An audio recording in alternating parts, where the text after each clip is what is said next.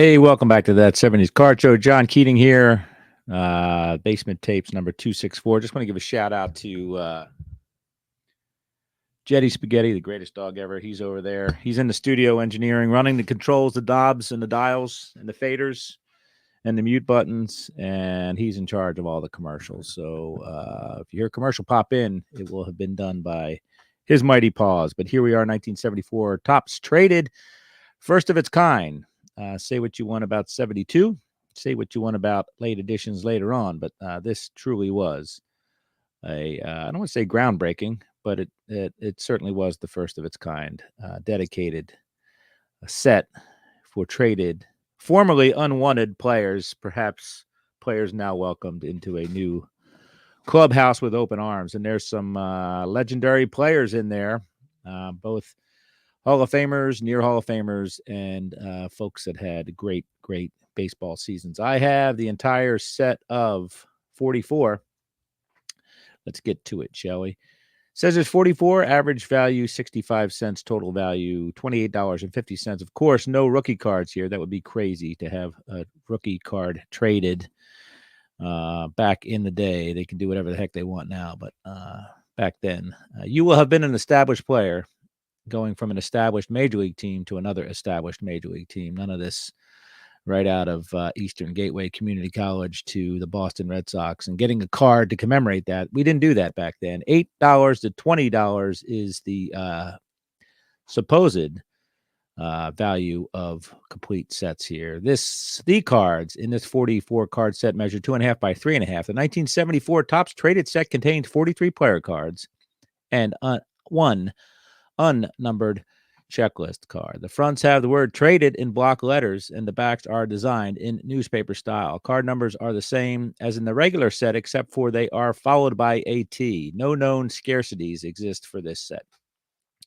The cards were inserted in all packs towards the end of the production run. They were produced in large quantity, enough quantity that they are no scarcer than regular Topps cards. So again, we weren't doing series back then, but it is interesting to note in the first year of non-series cards that these were late entrances into packs towards the latter part of the production run. I don't want to say the end, but obviously towards the latter part, because these players will have been traded most likely in November or December of 1973. So it took a minute to get them into their new teams, fire up the old paintbrushes, and give them a new identity in a new city, much like Henry Hill from the Goodfellas and Sammy the Bull Gravano.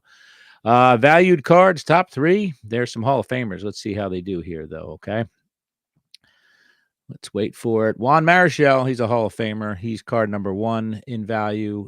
Card number two is the checklist. And then everybody else, well, I shouldn't say that. We have Ron Santo and Lou Piniella and Philippe Alou, a couple legendary managers in there as well in the third spot. So let's go over to TCDB. We will see these oddly numbered, of course, because they follow the number of the player's regular base card, as they would say now. There is a checklist in there, but let's get to the teams represented. Not everybody's represented here, folks, just those who were trading the players that would make these cards. So the Braves, Orioles, Red Sox, Cubs, White Sox, Reds, Indians, Tigers, Astros, Royals, Dodgers, Brewers, Twins, Expos, Yankees, Athletics, Phillies, Pirates, Cardinals, and Rangers. Errors and variations, none, right? Hall of Famers, we have card 270T is Ron Santo, and card 330T is Juan Marichal. Santo going across town, or as they say, from top to bottom of Chicago, from the Cubs to the White Sox, and Marichal going all the way over to Boston, begin his Boston Red Sox years. No rookies, inserts, and related sets. These are not considered inserts. These are regular cards. Let's look at the comments. It says no comments. Packaging, of course, none is listed here. Let's see if we can get back to a safe place with our safety words. Guess we'll get right down to the gallery because a lot of this crosses over with the regular 74 set. So there we have Craig Robinson, card 23T. He's traded to the Braves. Claude Osteen goes to the Astros from the Dodgers, I believe. Jimmy Toy Cannon Win goes to the Dodgers from the Astros. So that's a swap for a swap, most likely. Bobby Heiss goes to the Cardinals. Ross Grimsley is an Oriole now. He was a Red. Bob Locker goes to the A's. He was a Chicago Cub. Yeah. Bill Sadekis, I think. Let's read this real quick. Let's read Bob Locker's card, 62T, because I believe he was an A's player. Then he went to the Cubs. His 73 card features Reggie Jackson as a Cub as well. In a trade of right-handed relievers, the Chicago Cubs traded Bob Locker to the Oakland A's in exchange for Horacio Pena. This marks his second go-around for Locker with the A's. He first came to Oakland from Milwaukee Brewers on June 15th, 1970. Bob finished the 1970 season with the A's and was with the club throughout the 1971 and 72 campaigns. He holds the American League record by appearing in 491 games, all in relief. It says he was traded December 3rd, 1973. The baseball news.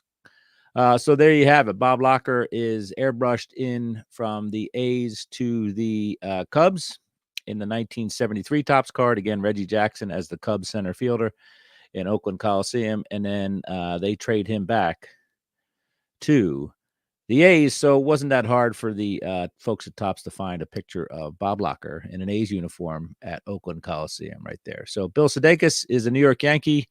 Mike Marshall, electric blue LA Dodgers hat. I think he went from the Expos, if I'm not mistaken. Yeah, there we go. Nelson Briles is now a Kansas City Royal in 1974. Aurelio Monteagudo is a Philadelphia Phillies player. He looks like he is I don't know. It looks like he's in the mountains of Monterrey, Mexico, behind him. But now he's a Philadelphia Philly. Diego Segui with the Red Sox, former Cardinal, I guess, former Pilot, former Brewer, former everything there. Willie Davis is now a Montreal Expo. He had some great years there in living the life in Southern California. Now he's off to Montreal. Jerry Park for a few years at least, right?